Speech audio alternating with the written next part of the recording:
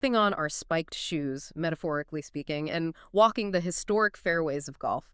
Our mission is really to explore the journey of this sport, elegance, precision, patience, and trace the sort of dramatic tension that's been there right from the start. This conflict between personal discipline and, well, the strategic need for governance and, let's face it, commercial control. Yeah, and the sources you sent over, they really lay out that tension perfectly. We're jumping from, what, the 15th century origins, royal decrees, all the way to today's high-stakes corporate world. You've got new tours popping up, huge executive shakeups, these ongoing legal fights. It's quite a study in how a simple pastime becomes this, global multi-billion-dollar business. Okay, so let's start right at the beginning. 15th century Scotland. It's funny, when you think of golf now, pristine greens, fancy clothes, you don't really picture the actual origin story. It starts on these windy coasts, apparently not with aristocrats, but with shepherds. It's a fantastic image, isn't it? The history suggests, yeah, the first version was basically shepherds using their, crook-like sticks, hitting loose stones across fields, aiming for natural targets, rabbit burrows, things like that. It was just pure, unstructured fun, really.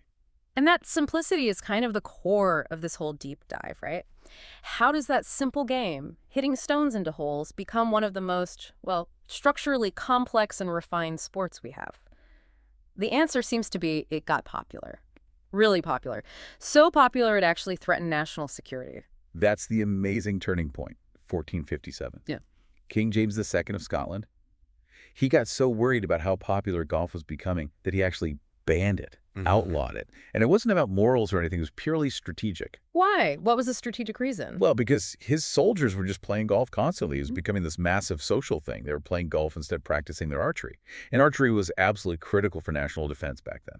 The king needed sharpshooters, basically, and golf was, well, it's distracting. That is just incredibly ironic. A king banning a shepherd's game because he's worried about an invasion.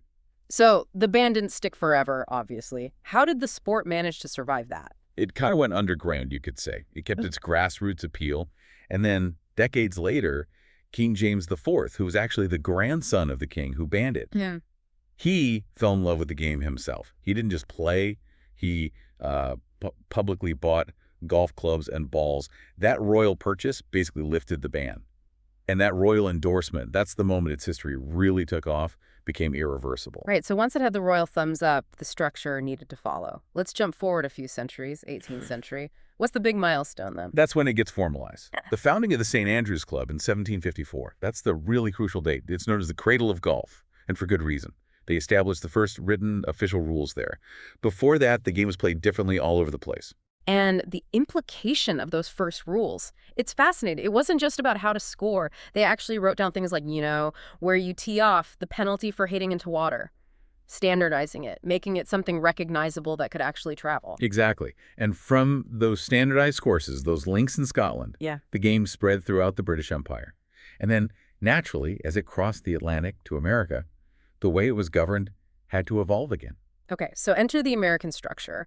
1894, the USGA, United States Golf Association, gets created. Its job is to regulate American golf. And this kind of sets up that dynamic we still see, right? You've got these two major governing bodies, the USGA and the R&A over in St. Andrews, sometimes negotiating slightly different rules. It reinforces that global but sort of segmented nature of golf. And that segmented nature might explain its slightly odd Olympic history, too. Golf was in the Olympics in Paris, 1900, and again in 1904. But then, poof, it vanished for over 100 years. That disappearance really says something about how, for a long time, the sport got tied up with exclusive clubs, maybe, and perhaps lacked that immediate universal appeal of other big global sports. Yeah, it needed that return to the world stage to really prove its global reach, which finally happened in Rio 2016. Okay, but before we dive deeper into the modern setup, let's talk about the players, the legends who really built the game's reputation. Oh, absolutely. You have to start with the amateur icon, Bobby Jones, the gentleman of golf. He's credited with basically inventing the idea of the Grand Slam winning all four majors in one year. He showed that kind of total mastery was possible. And then, of course, Jack Nicklaus, the Golden Bear. His record still stands 18 major victories. That's just monumental. His dominance went on for decades. He set the professional standard for consistency, for power. And then came the real transformer, Tiger Woods. He didn't just win, he completely changed the game's economics, its demographics, everything. His charisma, that incredible energy, and what our sources called his steel mental state, that mental dossier, it just drew millions of new fans, new sponsors. You made golf cool. You mentioned that steel mental state. It's clearly essential for staying at the top that long. But you see the physical cost, too. The sources mentioned Woods recently had his 7th back procedure. 7th.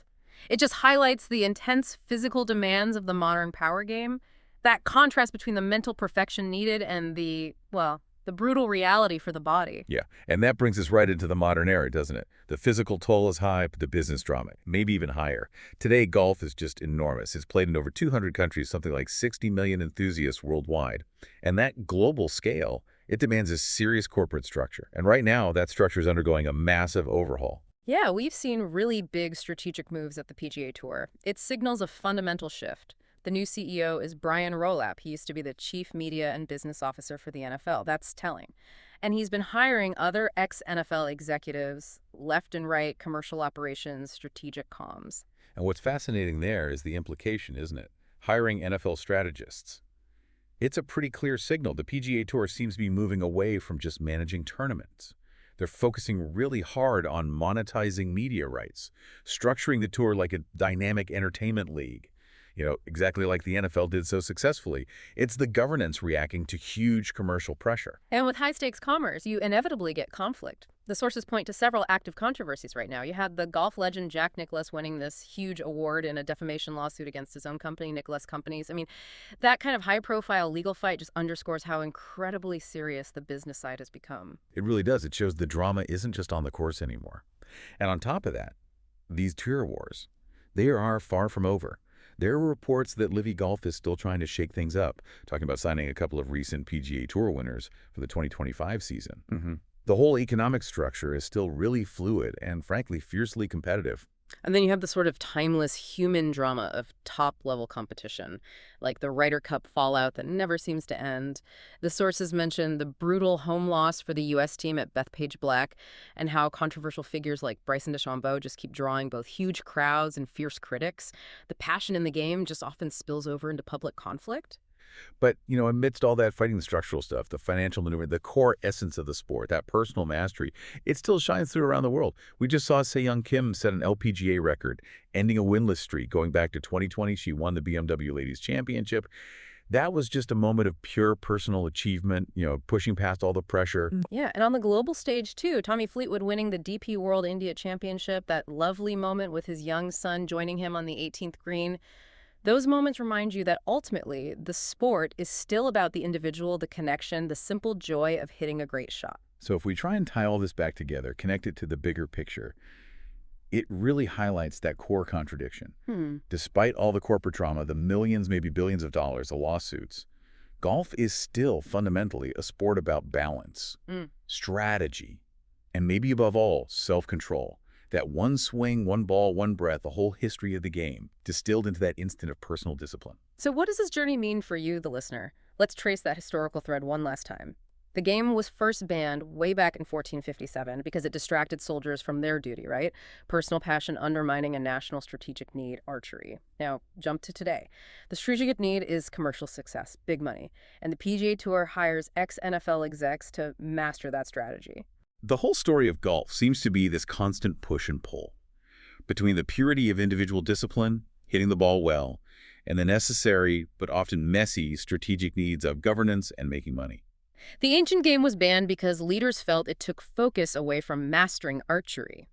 Now, in our modern era, with global tours, huge corporations, constant legal battles like Nicklaus's defamation case or the LIV negotiations, have the governing bodies managed to keep the focus on mastering the self, mastering the skill, or is the biggest challenge today actually mastering the business? That's maybe something for you to consider the next time you hear about a major tournament or another big legal filing in the world of